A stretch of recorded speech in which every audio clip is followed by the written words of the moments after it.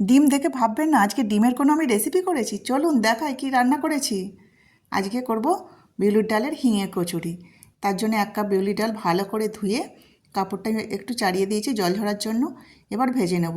হালকা ভাজার পরে জিরে, মৌরি, ধনে, গোলমরিচ, শুকনো লঙ্কা দিয়ে আরেকটু নেড়ে চেড়ে এবার একটা মিক্সিং জারে পেস্ট করে নেব বা গুঁড়ো করে নেব। দিয়ে দিলাম হিং। হিঙের কচুরি করব তাই হিংটা লাস্টে দিলাম। গুঁড়ো করা হয়ে গেছে, এবার একটা ডিশে ঢেলে নেব। তাতে দিয়ে দেবো হলুদ, পরিমাণ মতো লবণ আর চিনি। চিনিটা দিলাম টেস্টের জন্য। অল্প অল্প জল দিয়ে পুরটা রেডি করে নেব। এবার আমি আটাটা মেখে নেব। হিঙের কচুরিগুলো করব পুরো আটা দিয়ে।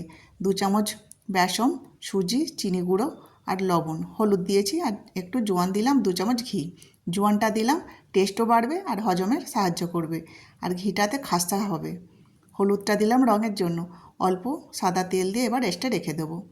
ওতে কি লেচি কেটে নিয়েছি।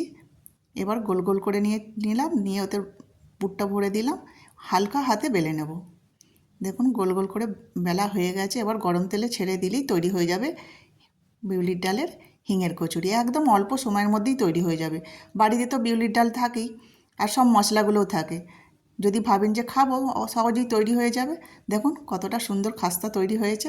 দেখলেই মনে হবে একটা টপ করে খেয়ে নিই। সবগুলো আমার ভাজা হয়ে গেছে।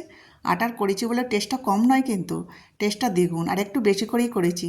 বাসি খেতে খুব ভালো লাগে, খুব টেস্টি লাগে। গরম গরম পরিবেশন করে নিলাম এইরকম ডিম কষা দিয়ে। উল্টো পাল্টা রান্না করে খেলে কিন্তু দারুণ লাগে।